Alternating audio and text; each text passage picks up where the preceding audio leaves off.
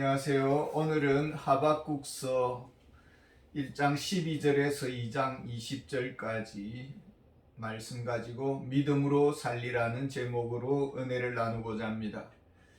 유다 사회는 끝을 향해 달리고 있었습니다. 하박국 선지자는 탄식했습니다. 이 땅의 강포와 불의는 멈출 기미가 보이지 않았습니다. 하나님께 부르짖었습니다. 하나님은 계획을 가지고 있었습니다. 그것은 구원이 아니라 멸망이었습니다. 참 난감합니다. 갈대아인들을 심판관으로 세우시겠다는 것입니다. 이방인의 손으로 택한 유다 백성을 멸망시키겠다라는 것입니다. 유다를 멸망의 구름덩이로 몰아넣겠다. 참 하나님의 계획을 납득할 수가 없었습니다. 악한 이방인을 심판관으로 세우시는 것은 부당하지 않습니까? 그래서 하박국은 심기가 불편했습니다. 마음이 뒤틀렸습니다. 그래서 왠지 꼬인 어투로 따지고 드는 것을 볼 수가 있습니다. 1장 12절에 보면 선지자가 이르되 여호와 나의 하나님 나의 거룩한 이시여 주께서는 만세 전부터 계시지 아니하시니까 우리가 사망에 이르지 아니하리이다. 여호와여 주께서 심판하기 위하여 그들을 두셨나이다. 주께서 경계하기 위하여 그들을 세우셨나이다.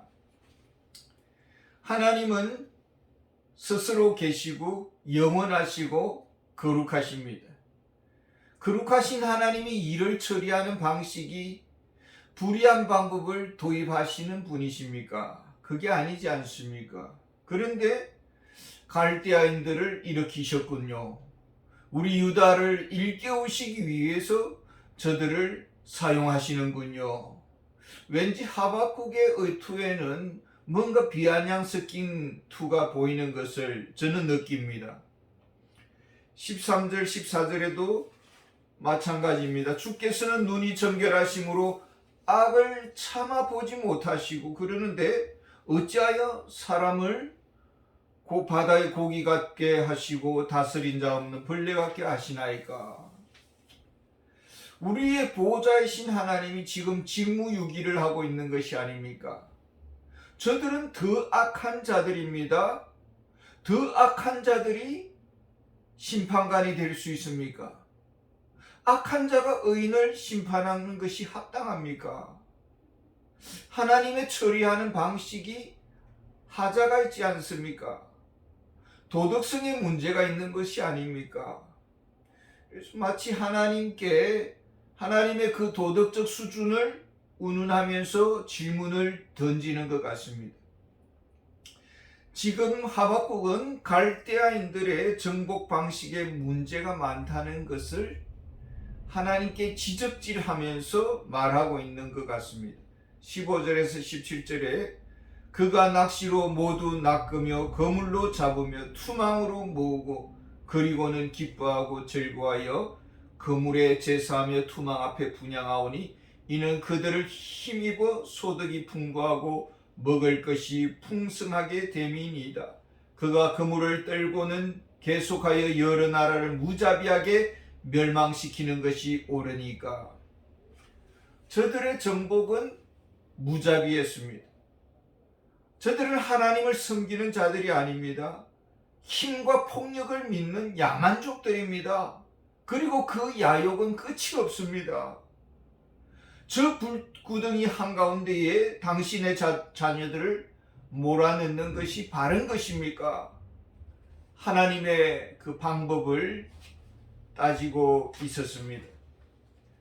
하박국은 하나님의 응답을 듣고자 했습니다. 2장 1절에 보면은 내가 내 파수하는 곳에 서며 성루에 서리라. 그가 내게 무엇이라 말씀하시는지 기다리고 바라보며 나의 질문에 대하여 어떻게 대답하실는지 보리라 하였더니 문제에서 멀리 떨어졌습니다.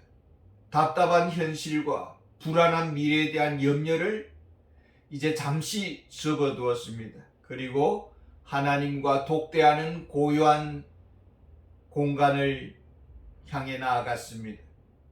하나님의 음성이 들려올 때까지 기다리기로 했습니다. 하박국의 하나님은 인격적인 분이심을 알고 있었습니다. 말씀하십니다. 그리고 우리의 말을 들어주십니다. 대화라는 소통 방식을 취하십니다. 하나님은 듣고자 나오는 자에게 찾아오시고 기다리는 자에게 응답하시는 분이십니다. 그래서 하나님께서 나타나시고 말씀하십니다. 2절에 보면은 여호와께서 내게 대답하여 이르시되 너는 이 묵시를 기록하여 판에 명백히 새기되 달려가면서도 읽을 수 있게 하라. 모두가 보고 달려가면서도 읽을 수 있도록 받은 말씀을 기록하라라는 것입니다. 그러니까 하나님의 진리는 유다에게만 해당되는 것이 아니었습니다. 우주적 진리요, 보편적 진리요, 이방인도 달려가면서 보고 들을 수 있는 그런 말씀이다라는 것입니다. 하나님은 유다만 오매불망 바라보고 있지 않습니다. 온 세상의 심판주가 되시고 심판의 영역은 세상 모두를 포괄하고 있습니다. 말씀의 적용은 믿는 자들에게만 해당되지 않습니다. 보편적 법입니다. 믿지 않는 자들에게도 해당됩니다. 3절에 이 묵시는 정한 때가 있나니 그 종말이 속히 이르겠고 결코 거짓되지 아니하리라. 비록 더딜지라도 기다리라. 지체되지 않고 반드시 응하리라. 우선 지금 갈대아를 향해서 말씀하고 있습니다. 갈대아에 대한 묵시요 종말의 문제를 언급하고 있습니다. 언제 종말이 시행됩니까?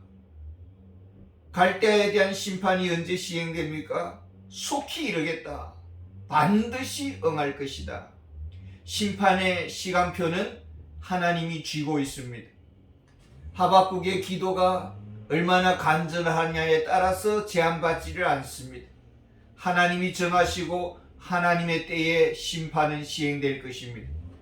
그때까지 하나님의 백성은 어떻게 살아야 하는 것입니까?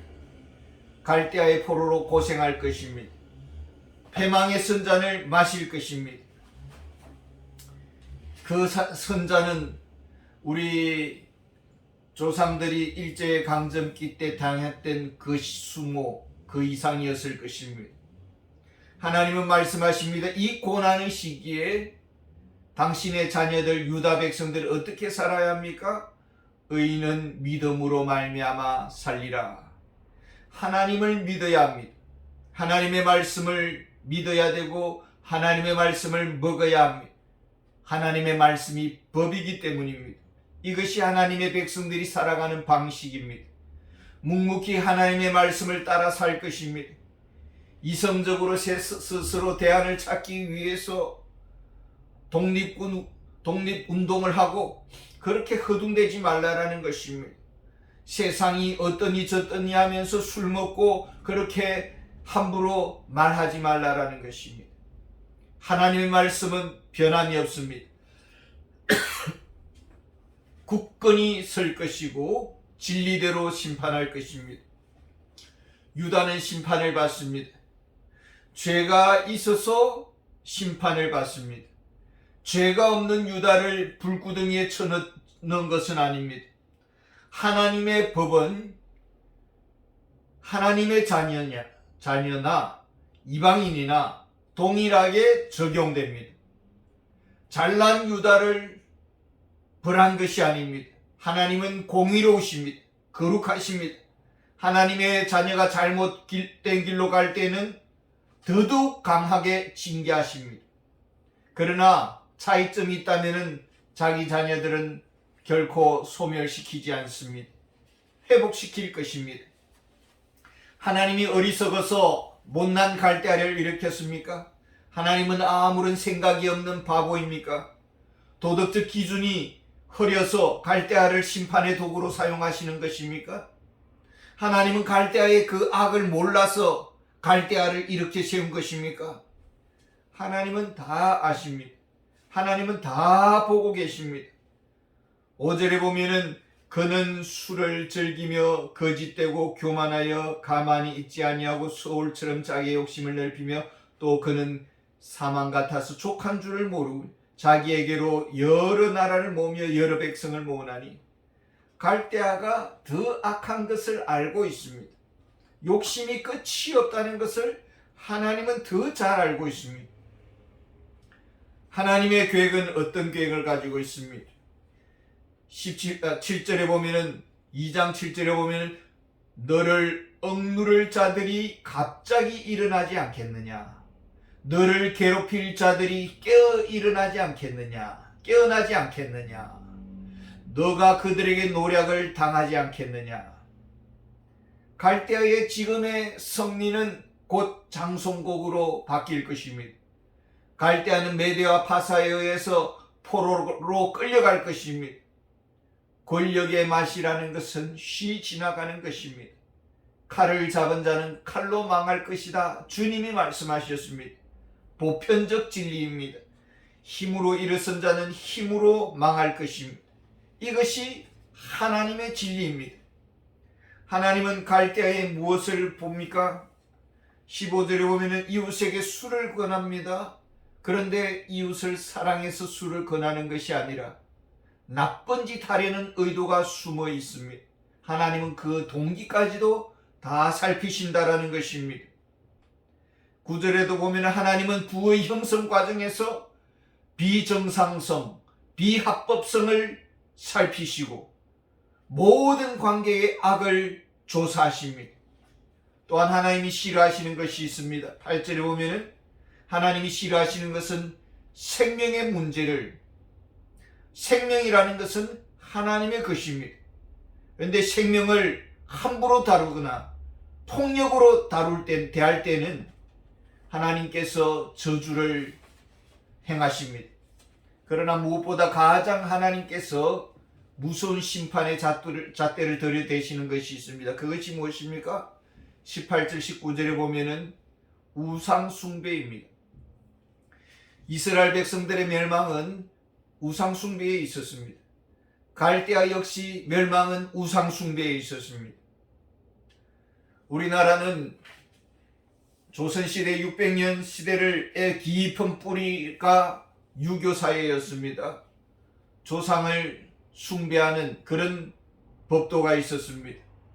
죽은 조상 귀신 섬기는데 공을 다 들였습니다. 1년에 적어도 한 가정에서 10번 이상은 제사를 지내는데 소진을 했습니다. 내가 죽으면 우리 자식이 나에게 제산물을 따라 주겠느냐, 이것이 관심사였습니다. 이런 심판의 회기 속에는 하나님께서 우리에게 주시는 메시지가 있습니다. 하나님은 역사의 주관자가 되시고 하나님은 죄를 심판하십니다. 하나님의 심판에는 예외가 없습니다. 그 누구도 죄는 벌을 받게 되어 있습니다. 하나님은 우리가 가까이 계심을 믿기를 원하십니다. 20절에 보면 오직 여호와는 그 성전에 계시니 온 땅은 그 앞에 잠잠할지니라 하시니라. 하나님은 우리가 하나님의 임재 가운데 거하기를 원하시고 하나님의 주관하심을 믿기를 원하십니다. 우리 하나님은 예배를 받으시는 분이십니다. 하나님은 유다에게 묻습니다. 너희들은 참 예배자였느냐? 아니면 참 우상 숭배자였느냐? 하나님은 갈대아에게도 묻습니다. 세상을 향해 묻습니다. 지금 누구에게 예배를 드리고 있느냐? 누구를 주인으로 섬기고 있느냐? 그리스도인은 어떻게 살아가야 하는 것입니까? 하나님의 눈 앞에서 살아야 하고 하나님 앞에 참 예배자로 서야 할 것입니다.